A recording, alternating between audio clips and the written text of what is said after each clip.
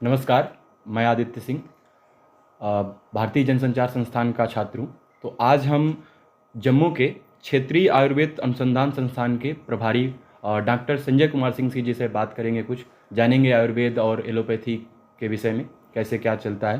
तो नमस्कार सर। नमस्कार आदित्य जी। जी, सबसे पहले मैं सर जानना चाहूँगा आपसे, आप अपने बारे में बताएं, आप कहाँ से हैं, कैसे आपने शिक्षा दीक्षा ग्रहण की और फिर कैसे आप यहाँ तक मैं पहुँचे। डॉक्टर संजय कुमार सिंह मूलतः वाराणसी ज़िले का रहने वाला हूँ।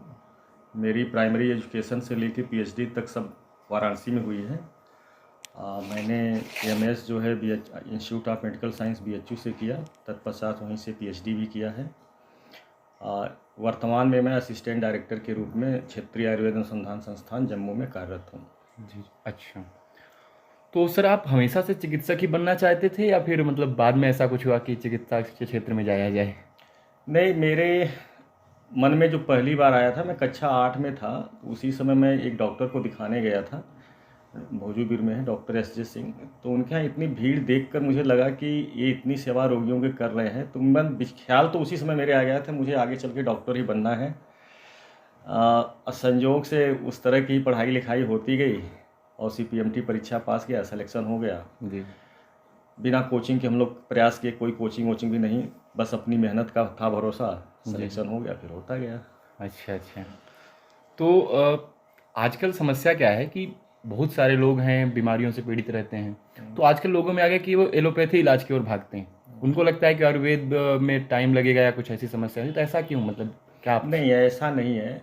अब लोगों का, जब से भारत सरकार 2014 के बाद से मोदी सरकार बनी है, उसके बाद आयुष पर ध्यान ज़्यादा लोगों को जाने लगा है। एलोपैथ की ओर अब झुकाव सिर्फ जो इमरजेंसी चीज़ें हैं, ऑपरेशन है, उसी की ओर है। लेकिन लोग एलोपैथ की दवाइयाँ खा खा करके तंग आ चुके हैं। उसकी इतने साइड इफ़ेक्ट्स हैं कि लोगों को लगता है कि अब हमें एलोपैथ की ओर न छोड़ करके आयुष विभाग की ओर ज़्यादा झुकना चाहिए। आयुष में लोग अब बढ़ रहे हैं, इसलिए कि वहाँ की दवाइयों के जो हमारे साइड इफ़ेक्ट्स बहुत ही न के बराबर हैं।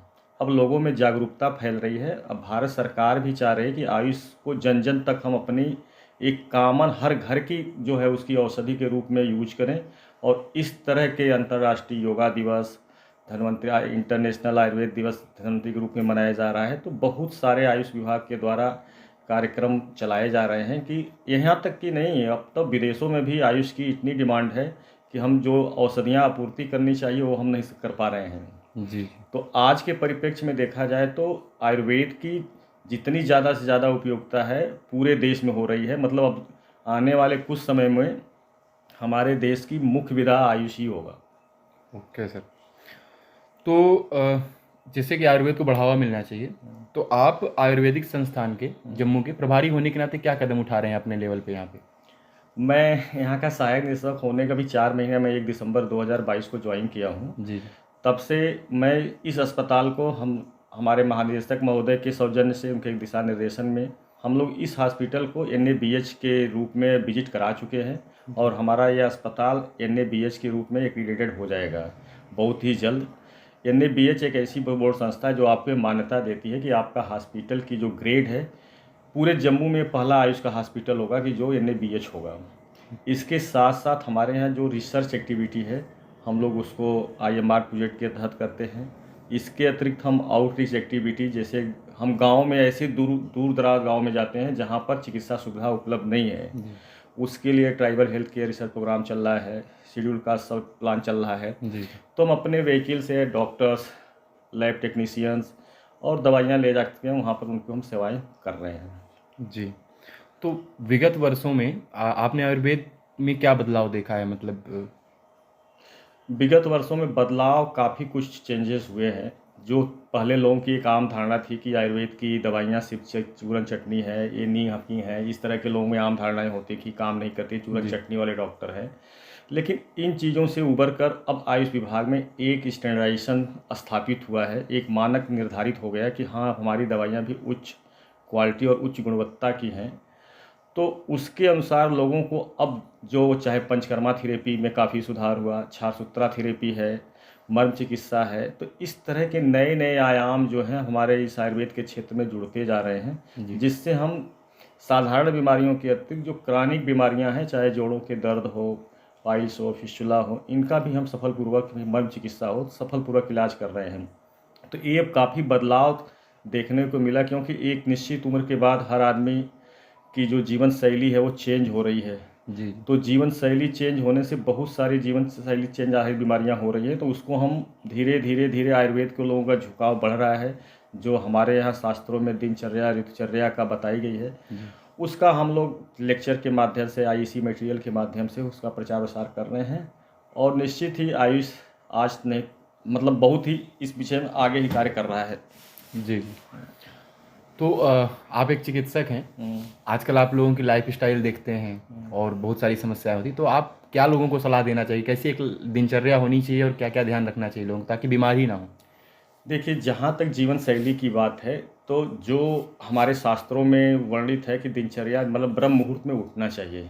जी तो अब 70% जनसंख्या ब्रह्म मुहूर्त में नहीं उठती है, जो सूरज उगने से 1 घंटा पहले होता है। जी तो हम अब उस चीज़ को चाहे आयुष के थ्रू या आयुर्वेद के थ्रू लोगों में जागरूकता फैला रहे हैं कि हमें ब्रह्म मुहूर्त से उठ के जो हमारे नित्य कर्म हैं, शौच से जाके गुनगुना उस उदक पान करके, फ्रेश होके मर्द शरीर का शुद्धिकरण करके, फिर नाश्ता करके, कैसे पूरी दिनचर्या हमारी होनी चाहिए रात्रिचर्या तक, टाइम से हमें सोना है, कितने समय बाद हमें आहार लेना है, कितने समय बाद कितनी घंटे की हमें निद्रा लेनी है, इस सारे चीज़ों के लिए हम लोग अवेयरनेस प्रोग्राम यहाँ पर करते हैं। साथ साथ उनको फिट रखने के लिए हम इस साल जो इंटरनेशनल जो योगा दिवस मना रहे हैं, जी उससे 100 दिन पहले से हम काउंटडाउन शुरू योगा का कर रहे हैं। डेली हम अभी प्रैक्टिस यहाँ पर कराते हैं कि लोग आएँ और इस आयुर्वेद और योग को समझें, और अपने स्वास्थ्य के लिए और अपने घर परिवार के और देश के ही स्वास्थ्य के लिए, जी जो कि हितकर रहेगा। जी जी। अच्छा, विदेशों में जो है, अपने भारत में तो आयुर्वेद अच्छा से चल रहा है, मतलब प्रमोट हो रहा है।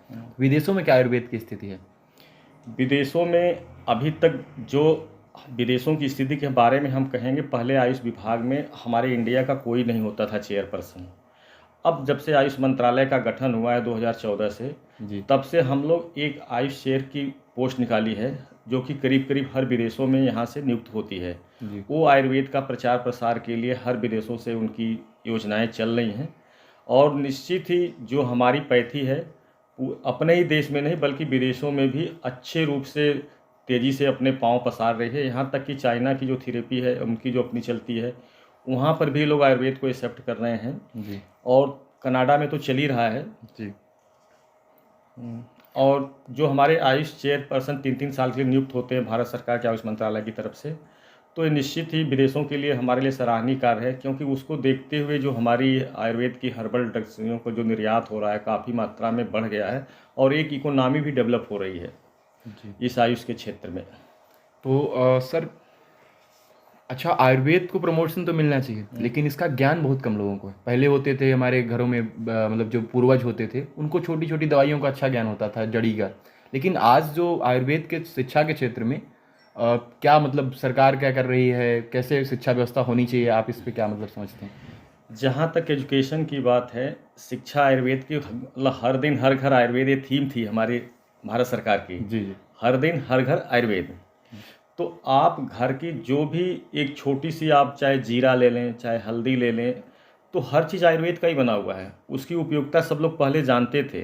जी धीरे धीरे बीच में जब थोड़ा सा युग चेंज हुआ है, लोग पश्चिमी सभ्यता की ओर झुकने लगे हैं, तो वो थोड़ी लोग फास्ट फूड, इस तरह के जो पश्चिमी सभ्यता है, उसको लोगों ने बहुत तेज़ी से अपनाया। जी लेकिन जब उसका असर देखने के जीवन शैली में मिला कि लोग मोटापा के शिकार हो रहे हैं, लोग मानसिक रोग के शिकार हो रहे हैं, लोग जोड़ों के पेन से परेशान हैं, ब्लड प्रेशर है, तो इतना स्ट्रेस होने की वजह से लोग फिर जो है, जो कहते थे ना अपनी पुरानी पद्धति की, हर बुखार आया तो हम दवाई नहीं खाएंगे, घर की बुजुर्ग है, माँ है, उन्होंने कहा ये ले काढ़ा, तुलसी है, चिरैता है, इसका काढ़ा पिया, 2 दिन में ठीक हो गया। जी जी तो अब वो चीज़ें फिर से रिवाइव हो रही हैं। वो एक तो मिनिस्ट्री भी चाह रही है, जो हमारे अब तो बहुत संख्या में इतने आयुर्वेदिक कॉलेज खुल गए हैं कि हर लोग उस क्षेत्र में अग्रणी हो रहे हैं, जितना कि अब मॉडर्न के कॉलेज नहीं है। जी जी तो आयुष तो अब हर दिन मतलब हर जगह पहुंच गया है। बस उसको एजुकेशन प्रणाली जो है ना, थोड़ी सी चेंज होनी चाहिए। लोगों को संस्कृत का ज्ञान होना चाहिए आयुर्वेद को अच्छे से समझने के लिए, जी तभी, और उसका प्रैक्टिकल यूज होना चाहिए। जो शास्त्रों में वर्णित है वो हर जगह उनको बताना चाहिए। आयुर्वेद में एक चरक में बहुत अच्छा श्लोक है कि चरक संहिता एक ऐसा ग्रंथ है, उसमें साफ लिखा है कि अंतिम चैप्टर में कि जो यहाँ है वो सब जगह है, मतलब जी। और जो यहाँ नहीं है वो कहीं नहीं है। मतलब इस शास्त्र में जो वर्णित है वो अन्यत्र भी मिल सकता है, लेकिन जो यहाँ नहीं वर्णित हो वो कहीं नहीं मिल सकता। तो इस तरह की जो ऋषियों ने 5-6 हज़ार पुरुष जो ये शास्त्र लिखा, तो बहुत ही अनुभव एक्सपीरियंस के बाद ही ये सिद्धांत प्रतिपादित किया है। तो उसको अब तो निश्चित आज हम अपने देश की नहीं करें, पूरे विश्व का आयुर्वेद, क्योंकि ये लाइफ का साइंस है ना आयुर्वेद। जी। हाँ। अच्छा सर, एक क्वेश्चन ऐसा होता है कि क्या करें कि हमको डॉक्टर के पास जाना ही ना पड़े? बस निदान परिवर्जन सबसे बढ़िया उपाय है। जिस चीज़ से जो बीमारी होनी है उसका परित्याग कर दो। अगर आप ये जान जाए तो आपको डॉक्टर के पास जाना ही नहीं है। जी जी। तो आप अगर ठंडी ठंडी गर्मी में जो है खूब पी रहे हैं कोल्ड ड्रिंक, खूब कर रहे हैं, फिर जाके धूप से एसी में आज से निकल के धूप में जा रहे हैं, तो आप बीमार होने होना है। जी जी। तो आपको जब पता है कि हमें ये कार्य नहीं करना है, निदान कार्य नहीं सेवन अगर करना है, तो कुछ नहीं होगा, आप एकदम स्वस्थ रहेंगे। तो जो चीज़ से जो चीज़ होने वाली उसको आप परित्याग करें बस। जी। ये सबसे बेस्ट है। आयुर्वेद में भी निदान परिवर्जन ही बात है, जिसके चीज़ सेवन से हमें बीमारी होनी है उसका त्याग कर दो। जी। अ, तो आयुर्वेद में आप कुछ और कुछ सलाह देना चाहेंगे हमारे दर्शकों को, लोगों को, कि वो ऐसे ऐसे ध्यान रखें तो दिक्कतें ना हो, और जो कुछ आप अपने संस्थान में क्या क्या आपके यहाँ होता है उस बारे में भी बताएं। मैं लास्ट में यही सलाह देना चाहूँगा कि आप अपनी जीवन शैली में सुधार करें, और जो सभी के लिए, एक तो ब्रह्म मुहूर्त में उठना, और अपने शरीर के लिए आधा 1 घंटा शरीर से पसीना या फिजिकल एक्सरसाइज हर व्यक्ति के लिए ज़रूरी है, चाहे वो बालक हो, चाहे वृद्ध युवा हो, चाहे वो वृद्ध हो।